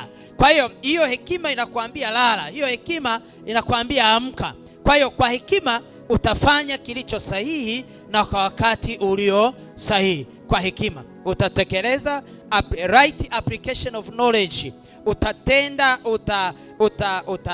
utatekeleza maarifa ulionayo kwa usahihi. Kwa hiyo huo ni ulinzi wa kwanza. Ni ulinzi wa kwanza kiroho, ni ulinzi wa kwanza kimwili. Kiroho labda unatakiwa kuomba ili ulindwe. Ukiomba Mungu ameingilia kati. Lakini sasa wakati wa kuomba wewe unaamua kufanya kitu kingine, tayari umeshafanya makosa ya maamuzi, tayari umekosa hekima. Wakati wa kwenda wewe hauendi, tayari unakosa baraka zako, tayari unakosa mema yako. Kwa hiyo tunaomba Mungu atulinde mwaka huu kwa hekima, atupe hekima, hekima yake itulinde, tuwe na ile hekima itakayotulinda. Lakini pia anasema fedha nayo ni ulinzi. Ukiwa na fedha una ulinzi. Haleluya. Ukiwa na fedha una ulinzi, hautakufa njaa. Kwa hiyo fedha inaweza ikakulinda ukapata chakula. Bwana Yesu asifiwe. Fedha inaweza ikakulinda ukawa na nyumba au makazi mazuri ambayo yanaweza yakazuia. Fedha inaweza ikakulinda ukala hata chakula kizuri ukapata afya. Fedha, mwambie jirani yako fedha. Kwa Biblia inasema fedha ni ulinzi na hekima nayo ni ulinzi. Tunaomba Mungu atupe fedha kwa kiwango ambacho kitahakikisha ulinzi. Kuna ulinzi ambao Mungu mwaka huu ataupitisha kwenye zile fedha anazotupatia. Kwa hiyo tukipata zile fedha alizozikusudia mwaka huu kwetu, tumepata ulinzi. Haleluya. Pe Bwana makofi kwa ajili ya ulinzi huo wa fedha. Kwa hiyo anasema kama hekima inavyokulinda, ndivyo fedha nayo inavyokulinda. Tunahitaji hekima. Mungu atulinde mwaka huu kwa hekima, na Mungu atupe hekima hiyo. Mungu atulinde kwa fedha, na atupe hiyo fedha itakayohakikisha ulinzi wetu kiroho, ulinzi wetu kimwili. Kuna watu wakati mwingine wanatenda dhambi kwa sababu tu ya kukosa hela. Kwa sababu ya kukosa hela anatenda dhambi. Kumbe angekuwa na hela yule mtu asingetenda ile dhambi. Kwa hiyo hapo ungepata ulinzi kama ungekuwa na ile fedha. Bwana Yesu asifiwe. Mpe Mungu makofi kwa ajili ya ulinzi wa kifedha na ulinzi wa kihekima ambao Mungu. Lakini pia ametaja maarifa. Ukiwa na maarifa sahihi tayari pia ni ulinzi. Lakini sehemu nyingine pia anataja ufahamu. Anataja ufahamu. Kisoma kile kitabu cha Mithali sura ya 8 mstari wa 12 hadi wa 24 na ule mstari wa 8, hapa anaongelea hekima kama ulinzi. Lakini pia Mithali sura ya 8 mstari wa 15 hadi wa 32 anaongelea kuhusu ufahamu. Kwa hiyo tunahitaji ufahamu kwa maana ya understanding, tunahitaji hekima kwa maana ya wisdom, tunahitaji maarifa kwa maana ya knowledge, tunahitaji fedha kwa maana ya money, kwa ajili ya kuhakikisha tumelindwa kupitia mambo hayo. Mungu bado anatulinda kupitia vitu vingine, kupitia namna nyingine. Mungu ana namna nyingi zisizokuwa na idadi za kutulinda, lakini hizi nimezichagua leo ili tuweze kumwomba Mungu atulinde kupitia mambo haya. Bwana Yesu asifiwe. Bwana Yesu asifiwe sana. Uko tayari kuomba Mungu akulinde kupitia fedha? Yaani fedha isije kukosekana kwa fedha ukashindwa kupata ukapata shida fulani, ukapata ajali, ukapata ugonjwa, ukapigwa kiroho, ukapigwa kimwili kwa sababu ya kukosa fedha. Bwana Yesu asifiwe. Ukadharauliwa, ukadhalilika kwa sababu ya kukosa fedha, ukatukanwa, ukapigwa makofi kwa sababu ya kukosa fedha. Ukiwa na fedha, kumbe kwa kupiga kofi akikuona na amo. Bwana Yesu asifiwe. Haleluya. Umelindwa kwa sababu ya fedha. Unaweza ukasogezwa hata ukapewa na viti fulani. Unaweza ukapata privilege tu kwa sababu wanajua una hela, sio wala unazitumia kwa sababu unazo. Bwana Yesu asifiwe. Mwambie jirani yako unahitaji fedha. Pengine hujawahi kuomba ombi kama hili. Sasa leo ulipate na ujue Mungu anajua fedha zinalinda. Bwana Yesu asifiwe sana. Haleluya, haleluya. Angalia ile Mithali, nisome kidogo tu ile Mithali sura ya 8 mstari wa 12, mstari wa 12, mstari wa 12, 13, mstari wa 14. Yes, mstari wa 12 hadi wa 14 anasema mimi hekima nimefanya werevu kuwa kao langu. Mimi hekima anasema natafuta maarifa na busara. Huyo ni hekima. Anasema kumcha Bwana ni kuchukia uovu. Huyo ni hekima anazungumza. Kiburi na majivuno ni njia mbovu. Kiburi na majivuno ni njia mbovu. Hekima huyo. Kwa hiyo pale tumemwomba Mungu atuepushe na kiburi, atuepushe na majivuno, atupe kunyenyekea. Sasa ukiwa na hekima itakusaidia sana kuonyesha kwamba hapa kuna kiburi, hapa kuna majivuno. Kwa hiyo hekima anasema kwamba kiburi na majivuno ni njia mbovu. Anasema kwamba na kinywa cha ukaidi pia ni machukio. Kinywa cha ukaidi pia anasema anakichukia. Kwa hiyo ukiwa na hekima hautakuwa na kinywa cha ukaidi, na hivyo tayari umepata ulinzi. Bwana Yesu asifiwe. Anasema shauri ni langu na maarifa yaliyo sahihi. Huyu ni hekima. Anasema shauri ni langu na maarifa yaliyo sahihi ni yangu. Na unahitaji hivyo, ni ulinzi kwako.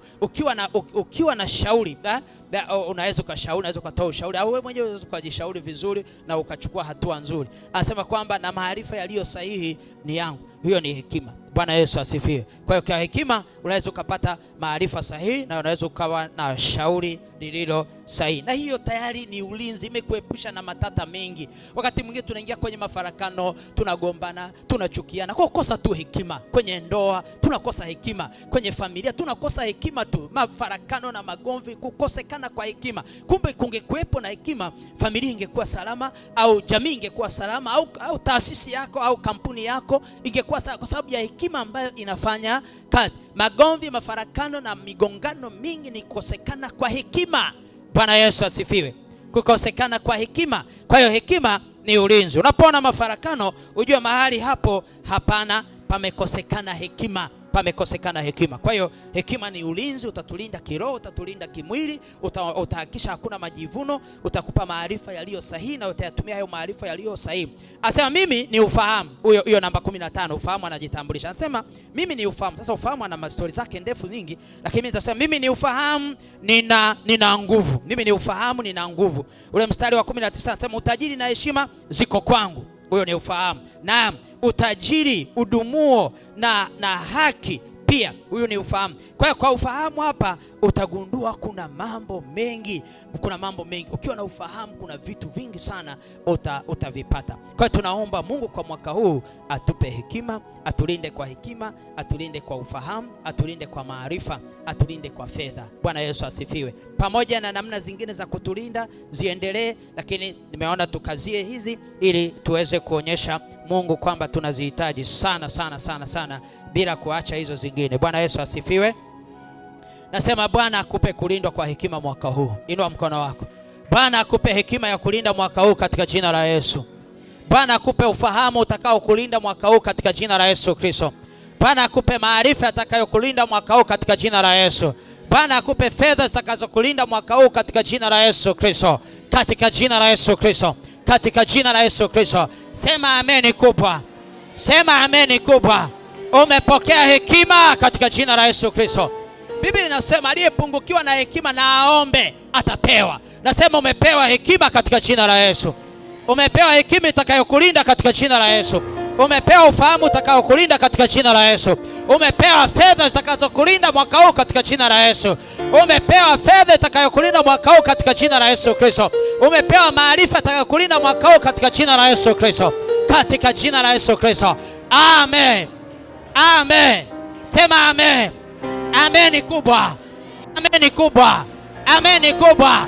Mbele ya hekima, mbele ya hekima, mbele ya ufahamu, mbele ya maarifa, mbele ya fedha. Sema amen. Pe Bwana makofi mengi kwa ameni kubwa kabisa. Haleluya, haleluya. Yes.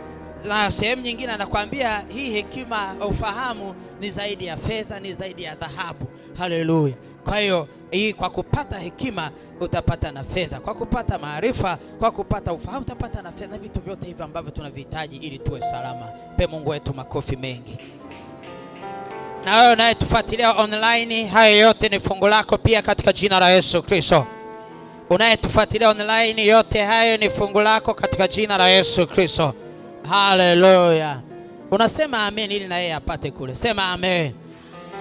Usionyeshe ubinafsi. Kama alikuhusu na nyamaza. Kama hata alikuhusu unasema kwa ajili ya mwenzako. Haleluya.